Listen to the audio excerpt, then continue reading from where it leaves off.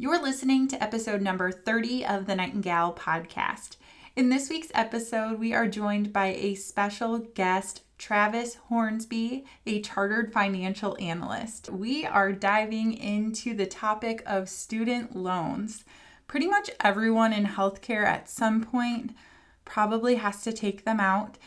And if you don't, you are so fortunate. And it's just something that is not very popular topic, but something that we're all going to have to face at one point or another.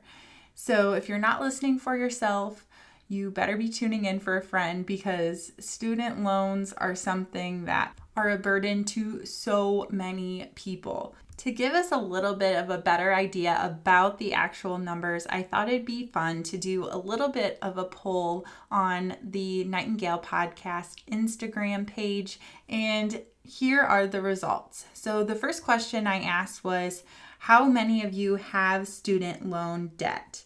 And about 80% of those who voted said that they do have student loan debt. The next question that I followed up with was, are you stumped when it comes to the best way to tackle your loans? And about 75% of you said yes. You sure are stumped on how to tackle these loans, because it's intimidating, right? We didn't go to school for nursing because we have a business or a financial mindset, or that's a huge passion of ours. I mean, for some people, I'm sure you really love doing that, and that's probably the other 25% who actually have a good idea of how to tackle these. So I am so excited for this episode, not only to just dive into what are our options, but give us an idea of some free resources and some additional options for us to start to get a better picture on what are the best ways for us to start to either pay off or get our student loans forgiven. Hey friends, welcome to the Nightingale podcast, a podcast for nurses, future nurses, and, well, anyone interested in the nursing profession. I'm your host, Dakota Felkowski, RN, BSN, and DNP student.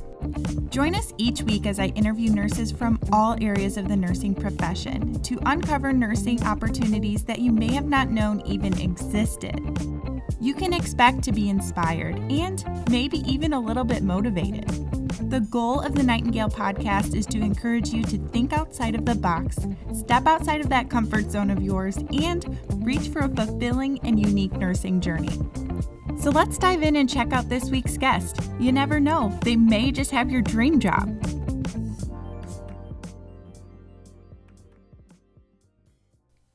Hi, Travis. Welcome to the Nightingale podcast.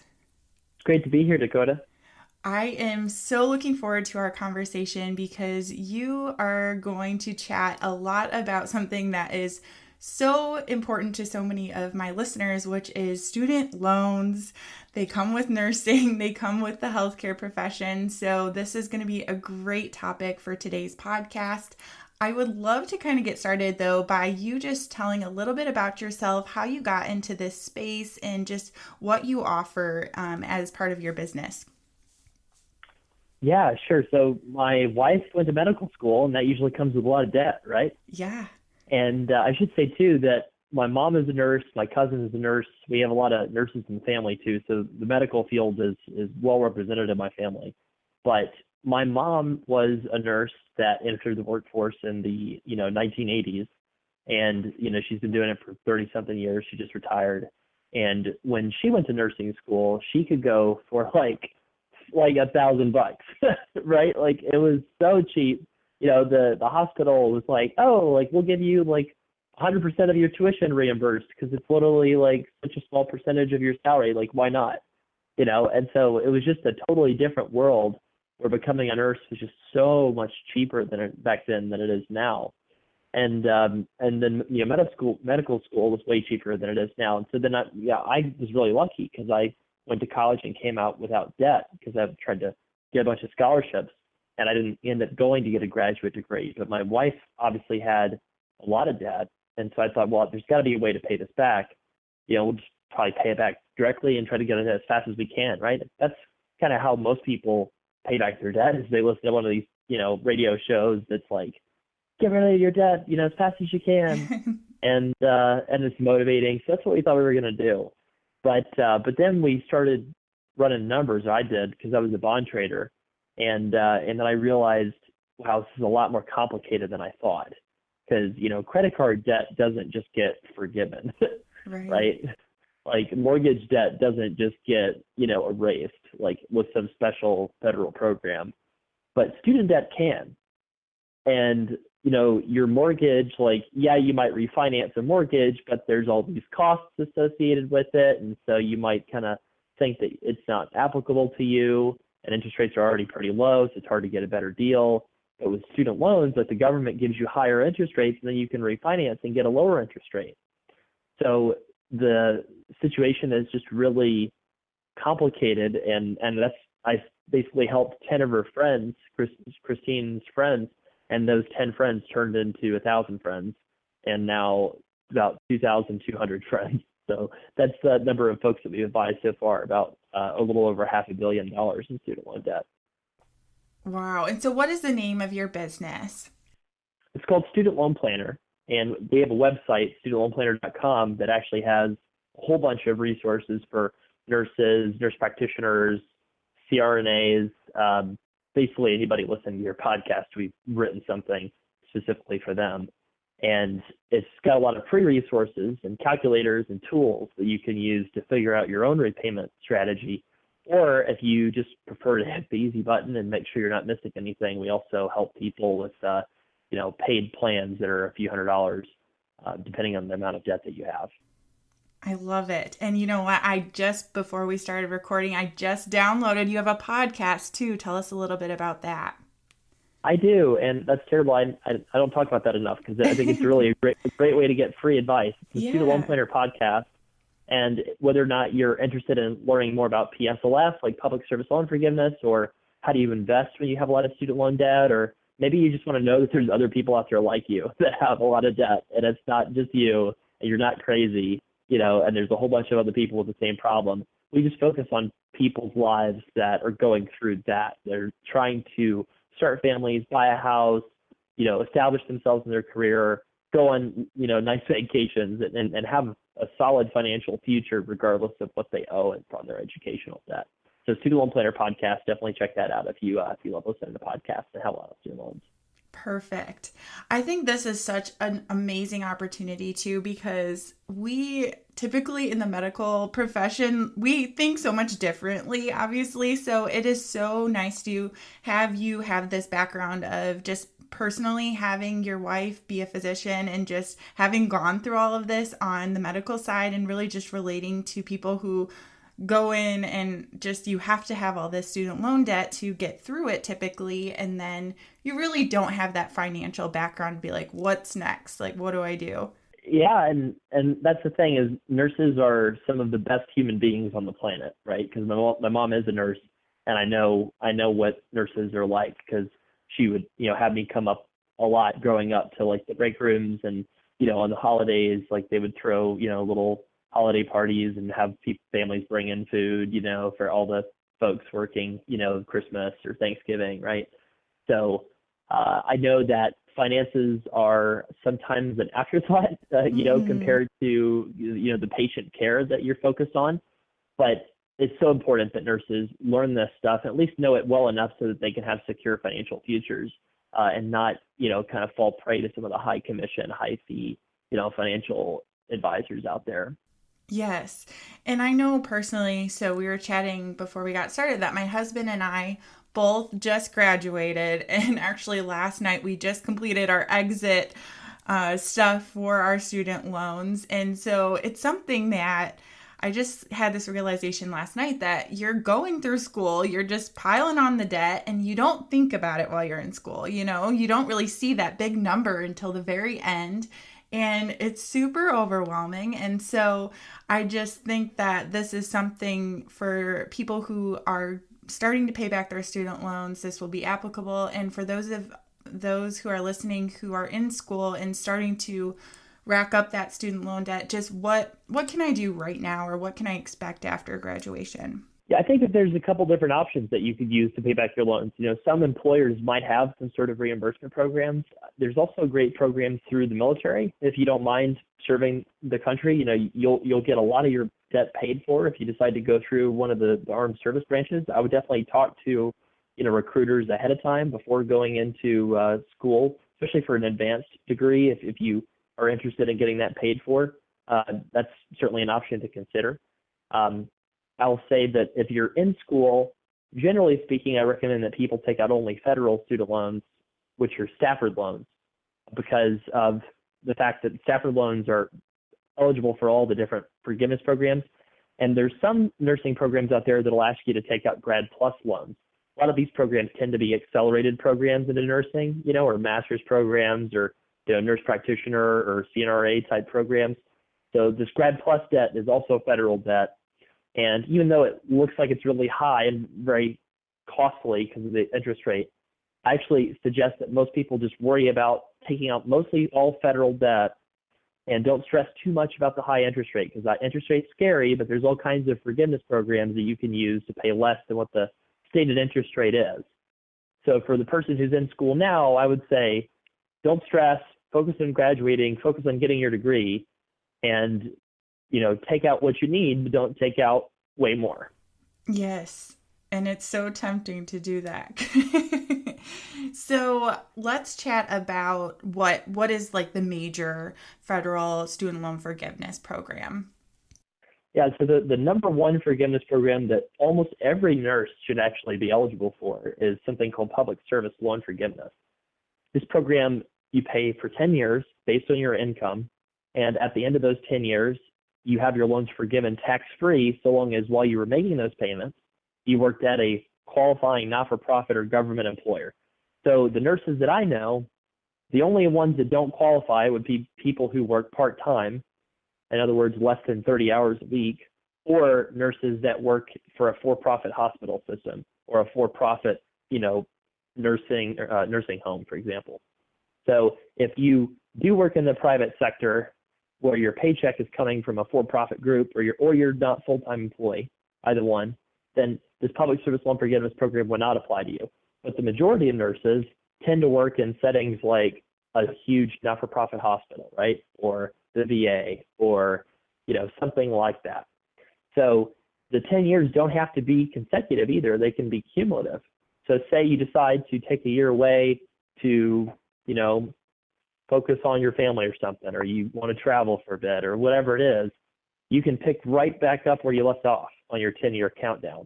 So it's a super flexible program. It's a wonderful program, and probably way too few nurses know about it. This program is really designed for nurses who owe, I would say, more than about $40,000, because the program has no cap. You can have as much forgiven as you have in debt, federal.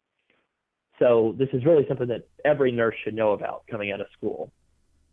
Okay, and then so with this one, how do people apply for this? Is this something that they're doing directly through their federal loans, or is this something that is done on the side? How do you kind of get going with this?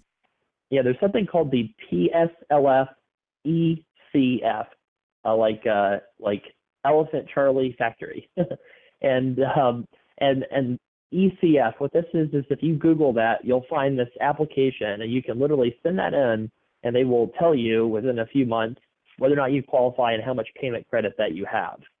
So I would highly suggest that anybody who's interested in this program sends in the PSLF ECF now, and it'll take a few months to hear back, but you're going to get that form back, and they'll tell you whether or not you're on track to qualify, which is great, because it's a free application and all you have to do is just send it in, right? So literally after listening to this podcast, 5 to 10 minutes worth of effort could help you get tens of thousands of dollars in loan forgiveness at some point. So we thought it'd be kind of beneficial for the listeners to hear a little bit about kind of what it looks like, the average kind of breakdown of when you're getting out of school and you're looking at loan debt and just kind of examining it and seeing what are my next steps. So we thought it'd be beneficial to just chat about my husband and I's debt. How fun, huh? So, and tell us a little bit more about the situation. So who has debt, who doesn't, what are y'all's occupations? Yeah, so I just have graduated with my doctorate in nursing practice. So I did 4 years of undergrad, which I'm fortunate enough to not have any debt from. And then I did a 3 year program that for my doctorate of nursing practice for pediatric nurse practitioner. And then my husband, he did about 5 years of undergrad and does have some student loan debt from that. And then he did a 4 year pharmacy PharmD degree. And then we've been married for like 3 years. And so you said you had no student loan debt? I do not have any from undergrad. I do have, I use student loans for my full DNP degree. So I'm going to guess that's in the 100 to 150,000 range. So I'm about 80,000 for Oh, mine. that's good. That's Yeah. really good. Yeah, that's I good. thought That's that was wonderful. huge at first, but then we looked at my husband's. And I'm guessing his is more in the 200K range. It is, Two, yes. yeah, 150, 200, something like that, right? He's about 250.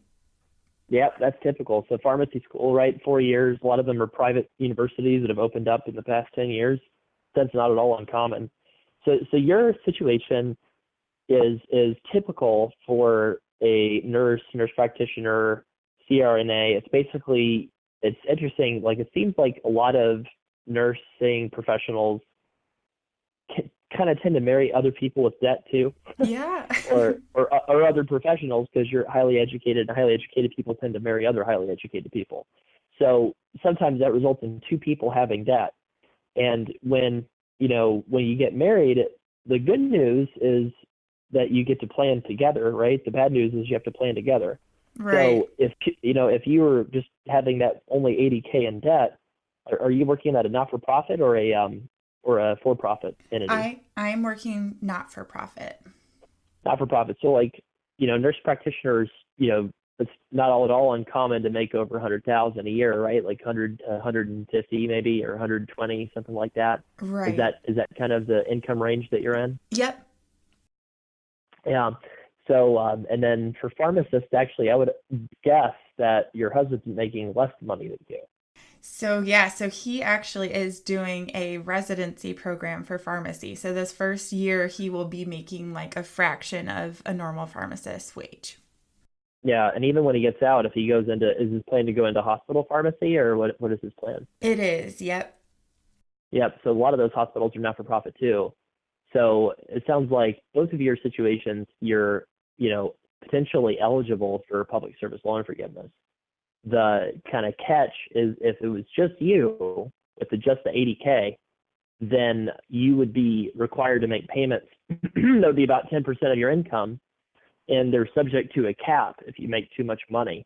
So what would happen in your case is, since you probably have a debt to income ratio below 1, so meaning just you have a lot less debt than your income, you would end up just paying off your debt in full, and you wouldn't even get a benefit for public service loan forgiveness, right? Right. So that obviously kind of stinks, because it's like, shoot, maybe I should have gone out and partied with the girls or with friends more, right? Like in school, right? Like I should have had more nights out on the town.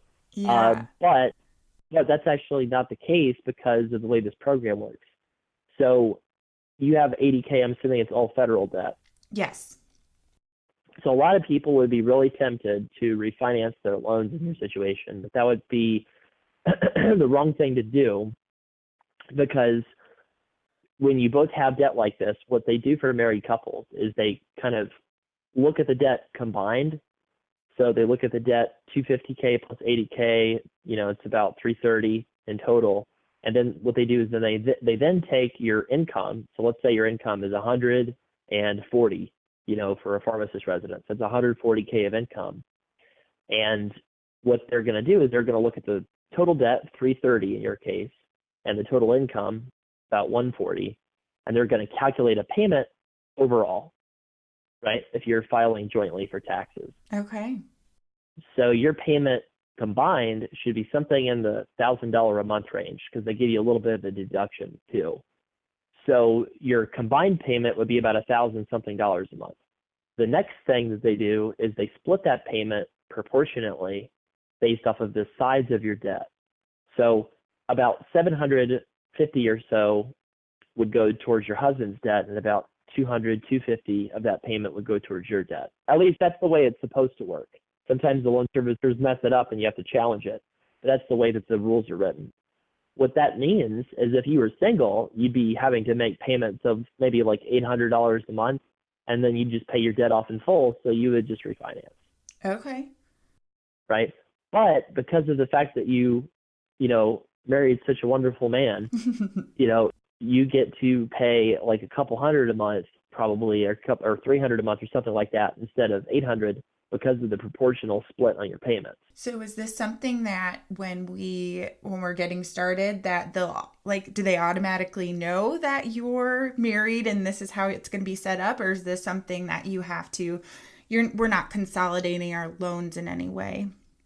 Well, you're going to want to consolidate if you both graduated. It just depends. How long have you been making? Have you just graduated? We just graduated just Both last of you. weekend. So, Yep. so going to studentloans.gov and logging into that website and consolidating both of your loans is the right thing to do in your case. Together. So, together in the sense that you're both doing it, but you're not doing it like you're not lumping them in together. Gotcha.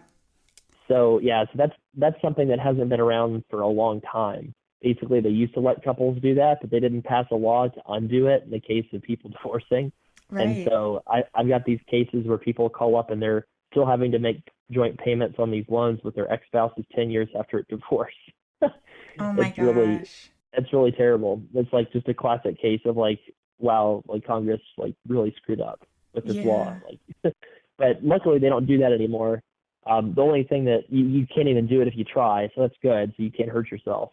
So all you would do is go to the studentloans.gov site and both consolidate, and you'll both have to sign for each other. That's not like saying that you're legally responsible for the debt. That's just basically you telling them that you're telling the truth about your tax returns. Okay. So in other words, you're going to have to submit your tax returns to prove your income, and you just have to certify like I'm telling it the truth is basically why you have to sign for both spouses. So you consolidate. Now, when you do that, you can base the payments off of last year's taxable income. So last year's taxable income for both of you was what? Low. Neither one of us were really working. Exactly. So that can get you payments under something like the pay-as-you-earn plan of $0 a month. Oh, wow. Okay. Yep. So for public service loan forgiveness specifically, my first payment choice is pay-as-you-earn. Okay. Because it has caps. And then the second choice is revised pay-as-you-earn. I would love to just chat about that for a second, because that was something that was really someone that had no idea really about obviously paying back my loans and stuff until I'm obviously now at the point where I have to start diving into this. But for the public service loan forgiveness, can you just chat about what the requirement is for paying back your loans as terms of the income-based? Mm-hmm. Yeah. You want to be on the pay-as-you-earn or revised pay-as-you-earn plan. That's the only two you want to use. Okay. And then the difference with that is they're just adjusting for your income? Yep. It's 10% of it's called adjusted gross income. It's on your 1040, and they give you a deduction as well. The deduction is 150% of the poverty line. So let's say that the poverty line for a single person is about $12,000. 150% of the poverty line is about $18,000. So in other words, you could make $18,000 in taxable income and have a payment of $0 a month, and it would still be under one of those two plans. Once you start making more than that, $18,000 for a family of one, then they start taking 10% of it. I think this is so good to hear for people too, because I know that especially when you're married and you have someone else that has student loans in your relationship, you're probably looking at your loans separately. I know my husband and I were like coming up with our own game plans, but really, I mean, this is so nice to know that it'll benefit us. I'm getting this from you, that don't be afraid to get married. Like, this is a benefit. Or if you're someone who's like, I don't want to burden someone else with my student loan debts on top of it might just end up helping you in the long run. Yeah, exactly. Like, I can always figure out how to optimize somebody's loan situation. Now, it might not be as cheap as being single. Like, it might not be what you want. Like, it might not be the optimal thing, but you can always do stuff to save money given like you wanting something in your life, like being married, like a normal thing, right? So like what would happen is if you have this kind of set up for your income, then what happened in the first year is that you would have those $0 a month payments, right? Right. And that's going to count towards public service loan forgiveness because when you need 10 years worth of credit, so you've already got 1 year of credit and it's literally $0, $0 a month. So that's wonderful. Once the, kind of residency period is over for your husband, then y'all would have to pay on 2 incomes that would probably be in the low 6 figures. So if I had to guess what your payment would be, it'd be around $1,500 a month combined. Now, if you had to pay it off, if you had to refinance the debt, you'd have to pay about $3,400 a month combined. Wow. It's a big difference. It's huge.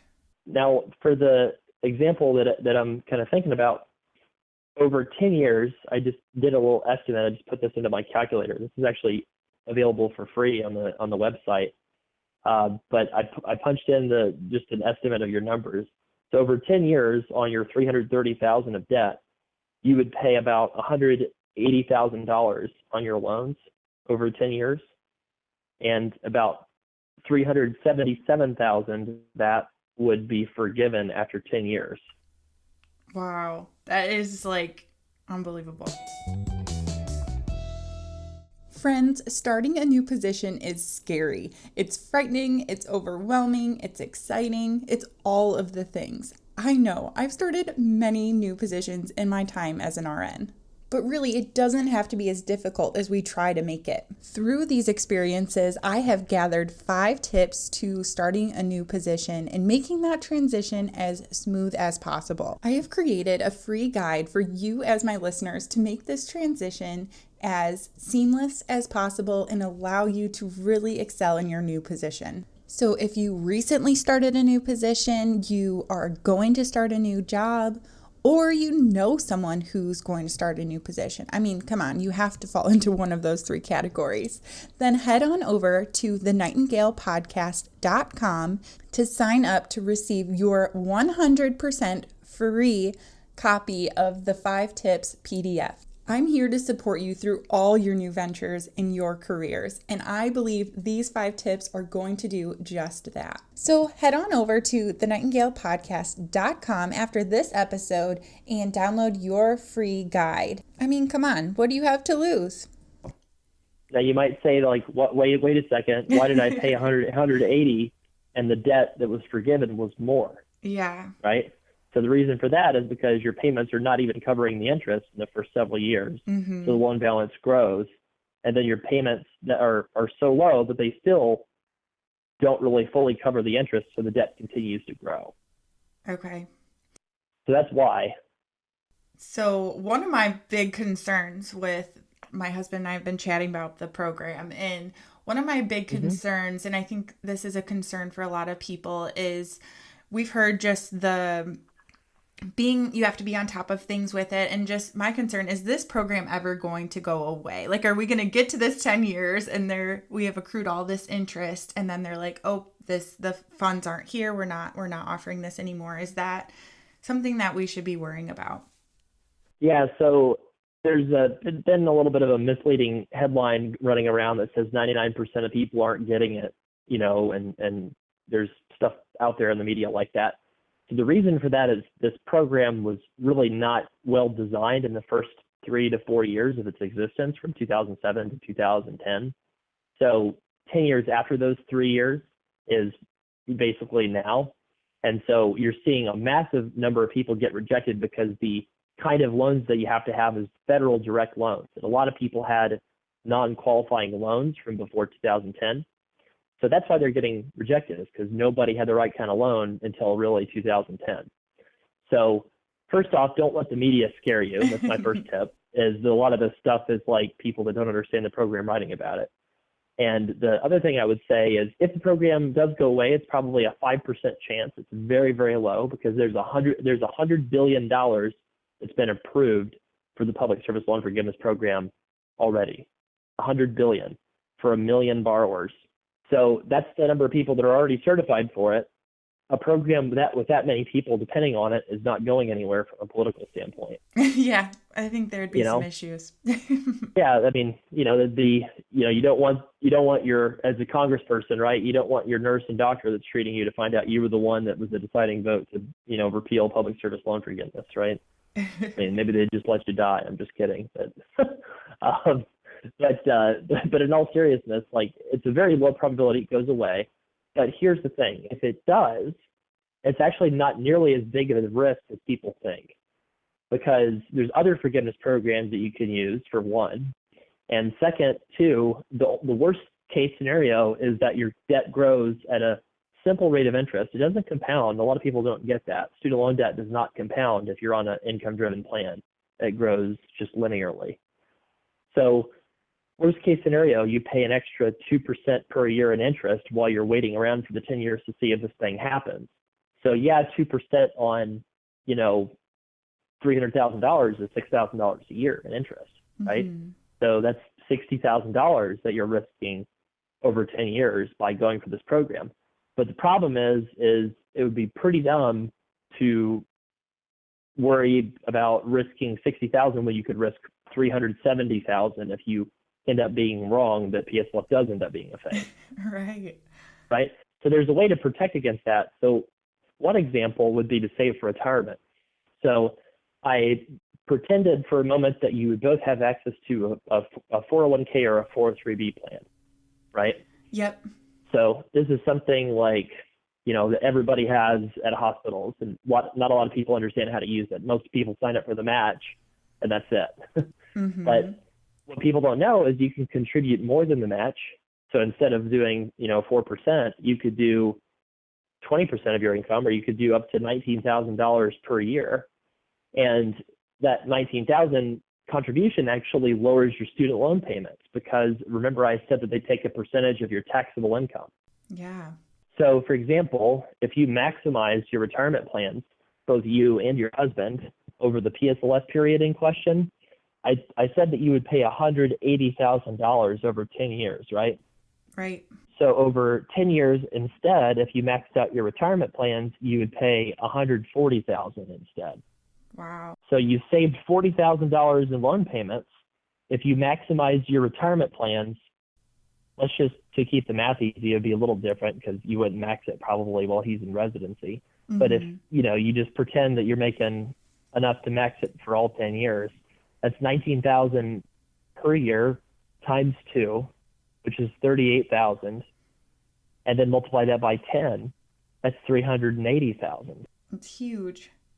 Yeah, so you would have $380,000 grow over those 10 years, and likely it would be substantially more than that. So just by maxing out your retirement plans, that would give you a net worth that would be much greater than your loan balance.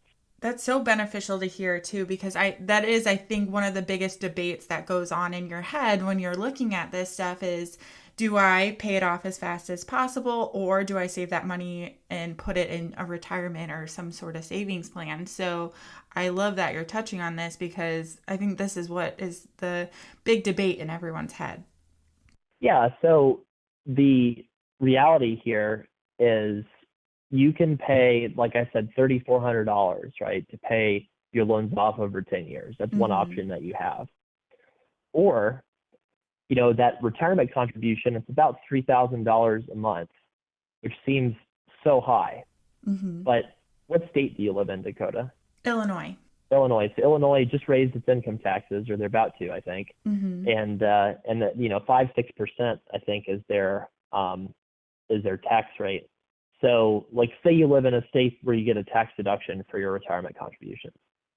I think only Pennsylvania is the only one that doesn't give you that credit, but I'm not sure. But I think almost every state gives you that credit. So you are in, if you're married, both making like nurse practitioner and pharmacist income, then you're going to be in the 24% federal tax bracket. So On top of that, you'll add 5 to 6% for Illinois. So now you're at 30, right? Mm-hmm. If you're paying 10% of your income, you're also losing 10% to your loan. So that's kind of like a tax too. Mm-hmm. So that's a total tax rate of 40%, right? What's cool is when you put money into retirement accounts, you actually dodge that tax. So that tax, I mean, obviously you have to pay it when you retire, but you'll be in a much lower income tax bracket then. So the interesting thing is if you take that 40% tax savings and you multiply that by that retirement account that you'd be contributing to, that's less than $1,000 a month in take-home pay to max the retirement account because of the way that tax deduction works. So, in other words, for about the same amount of money, $3,400 a month, you have two choices. You could either just pay your loans and have a $0 debt with a $0 net worth at the end of the 10 years, or you could pay your loans on pay as you earn and maximize both of your retirement accounts and have very likely a positive net worth at retirement, even if student loan forgiveness does not happen. If it does happen, right, because I said $380,000, right, plus investment gains compared to $377,000 on your loan balance in 10 years, right? So you'd have the positive net worth from the growth in retirement period. And then if PSLF happens as expected, then your net worth would be like maybe $400,000 or $500,000 when PSLF happens. That's a no-brainer. So would you rather have a shot at $500,000 in net worth, or would you rather have a guaranteed $0 net worth? Oh, I'll go for the net worth. Right. And this is how people make the mistake, right? Yeah. Is they get too focused on the interest rate. They don't understand the forgiveness rules, and these are extremely complex. I mean, the basics are pretty straightforward, but you can really get into the weeds and save a lot of money when you know all the loopholes. So that's a $500,000 net worth swing. And to be honest, when I started studying this stuff for the first time, and I saw the potential to have that big of an impact on someone's life, I was so much more interested in that than I was in trading bonds, because trading bonds is super competitive. You work your butt off to try to get any outperformance. And I was like, well, shoot, you can take a couple like yourselves and, nurse practitioner and a pharmacist, and add $500,000 to their net worth with the right strategy for their educational debt. Sign me up. I thought that was just the most interesting thing in the world.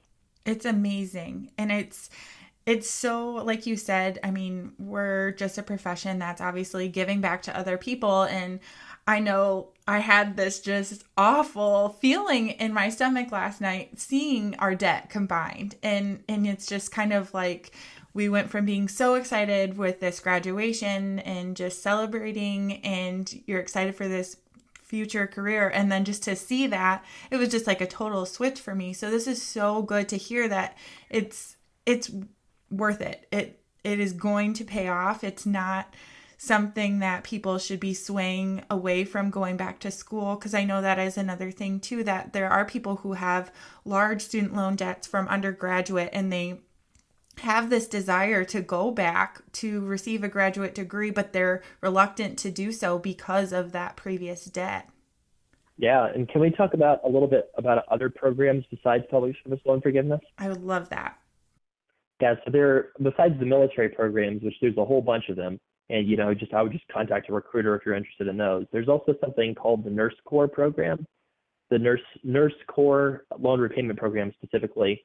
And it's through the National Health Resources and Services Administration. I would just Google Nurse Corps loan program if you're interested in that. And what they do is they actually provide a significant percentage. You can actually get up to 85% of your student loan debt paid off in exchange for just working 2 to 3 years in a critical shortage health facility. And then, it's really pretty amazing. I think 60% is what they'll do for 2 years.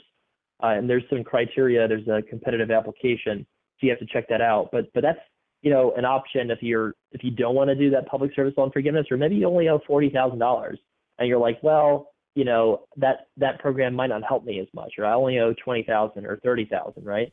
So that's an option for you to go, just literally spend a couple of years in a place where your services are direly needed and get your loans forgiven that way. So that's another option besides like the one for the people with the monster debt loads. If you have small debt, that Nurse Corps program could be really great. And there's actually state-specific programs as well. We have, if you go, like, if you just type in like student loan planner nurses on Google, we have a guide for all of the different nursing programs that exist. And we have like a whole bunch of different states listed. So like there's an Alaska program, California, Illinois actually has a program. It looks like it's called the Veterans Home Medical Providers Loan Repayment Program. And you can get, I think, up to $5,000. So, and that's like a renewable 4-year program, so like there's all these different ones: Florida, Iowa, Kentucky, Louisiana. It looks like, honestly, like probably the majority of states listed here, Texas, West Virginia. Seems like the majority of states in the country have a specific loan forgiveness program just for nurses and nurse professionals. So that's really pretty cool. So like there's more programs than just public service loan forgiveness. And there's actually yet another forgiveness program. If you happen to have, let's say instead of 80,000, Dakota, let's say that you kind of lived it up and went to a really high cost school and you have some undergrad debt too, and you had 250, instead of 80, and it was just you, right? And let's say that you were like not planning on getting married or anything. So in that case, let's say you took a job at a private not-for-profit or a private for-profit employer, like, an HCA hospital, or, a nursing home that was owned by a corporation or something. You can actually go for forgiveness over 20 to 25 years and make payments on that pay plan. You can, or repay plan, the revised pay as you earn. You can do that, and it's just a little bit less generous in the version in the not-for-profit hospital world. So there's still options out there. There's still options for you, even if you're in the private sector. So I guess what I'm saying is there's so many options, and the final option is not going for forgiveness. It's actually paying it off and paying it back, and that's a great option too if the math makes sense and if that's the best thing for you, because you can get a lower interest rate. You can cut it 2-3% on your interest rate.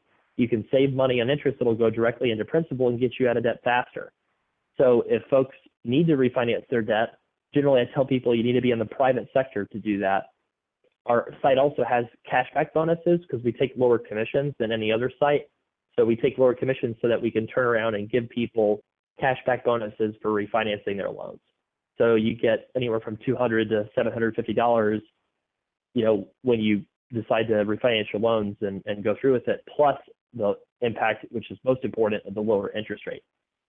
So basically, no matter what's going on with somebody, we have something for them that can help them save a lot of money.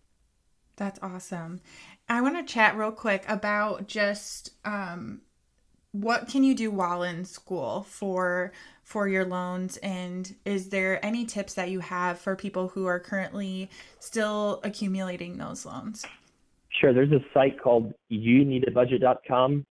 It's also called YNAB, YNAB. It's a site that allows you to basically budget and track your spending ahead of time. I like it more than I like Mint. I use both of them, but I think this YNAB site allows you to get in the habit of tracking where your money's going. And I think most people in school just don't do that at all. So I think that it'd be really helpful for you to use a site like that, because you could get your loan disbursement and then you could budget it out with this tool, and it'll actually help you track it and links up all your bank accounts. So it brings in all your transactions. So you can actually see where your money's going. I used it to catch $240 of fraudulent Uber Eats charges the other day. Wow. So it's a pretty helpful tool. And then if you're in school, I would just say the rules actually encourage you to take out as much as you possibly can.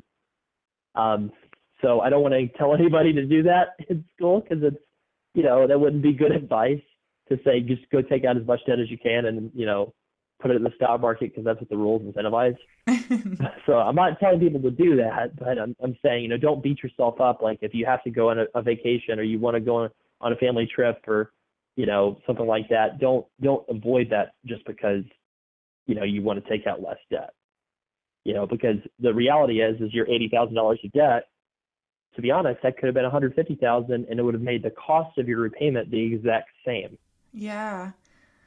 I love that because it is easy to get that extra debt. I know with my husband's loans especially, he had to take out additional loans, the plus loans, because it wasn't covering it. And so we would obviously get this big check into our account every semester.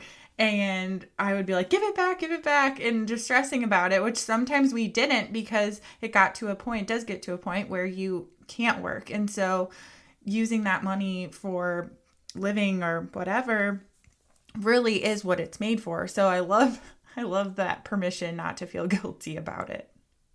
Yeah. So just live your life. Like, honestly, the most important thing is actually savings rate. The fun thing that I've found from doing a couple thousand student loan plans and with our team is if you increase your savings rate from 15% to 30%, you will have the ability to make work optional 10 years sooner, a decade. Wow. Just going from 15% of your income to 30% going to loans, retirement, and investments. That's like everything, right? That's not just investing. Mm-hmm. So that's a pretty small change, but it has this improvement where you're not having to work for money 10 years sooner. If you look at loans, generally having the best loan strategy can save you maybe 2 or 3 years in terms of your required working career. So I don't know if that like makes sense for listeners. Like, does that make sense, Dakota, what I mean by saying like your work optional date is 10 years sooner? Yeah. Yep. So that's just super important to realize your savings rate is the most important thing. So at least focus on having a good savings rate and tracking your money, like being frugal. Drive older vehicles, like, use Toyotas, buy them on Craigslist, right? Like, don't go to the dealer. And for housing, have roommates, try to be frugal with your housing. If you're frugal with your car and your housing, that's like the best single thing you can do while you're in school, probably, because you can't control tuition. Right. I know that was like one of the biggest mistakes I feel like I made as a new nurse. I didn't really have any undergrad debt, so I just went out and bought a brand new vehicle, and so I had a high payment, and then I went back to school, and that was something to definitely consider when I was back in grad school and wanting to quit work. So that is so real. Yeah, don't beat yourself up. Just try to like get the little things right. Start a brokerage account, start a retirement account. Start putting like $100 a month in one of these kind of things. That's the stuff that's going to really build these positive habits that are going to transform your life. For sure. So I'd like to kind of wrap it up and just have you again go over how people can get into contact with you and just a brief overview again of what services you offer that will really directly impact our listeners. Sure. Just have folks reach out to help@studentloanplanner.com. It's me, but it's also 3 other CFP and CFA folks that are on our team. And so one of us is going to reach out to you. Rob, Justin, and Lauren are the other 3.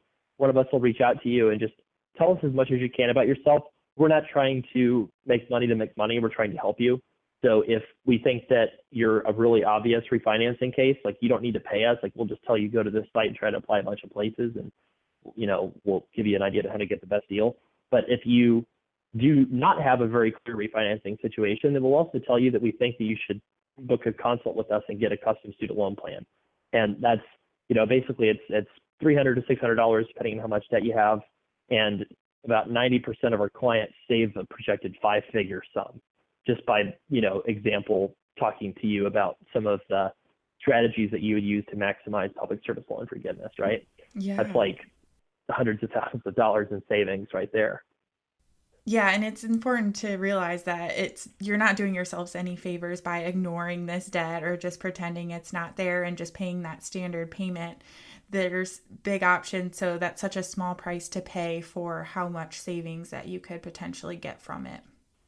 Yeah, sometimes people say like, "Hey, I just graduated nursing school. Like, that's a lot of money to pay." Like, I get that. I get that it's not cheap, but at the same time, it's way more expensive to make all these bad decisions with your loans. Like, 100 times as expensive in some cases. And, Yeah. if folks don't reach out, or at least try to read something like studentloanplanner.com, our site, where we have a lot of the guides on like how to do this, if you want to do it on your own, like if you don't take the time or hire a professional to help, I will say that there's a much better probability than not that you will mess something up severely and it's going to really hurt you. So I don't want that to happen to anybody, which is, why I started this thing in the first place. That's so amazing. I love just what your business is doing for the healthcare profession. And I am so grateful for you to come on here and chat with us as nurses, future nurses, specifically to things that are going to impact us in the future. Yeah, thanks so much for having me on, Dakota. How amazing was this conversation with Travis? I feel like this was so beneficial, not only to me, obviously every single person's situation is going to be different.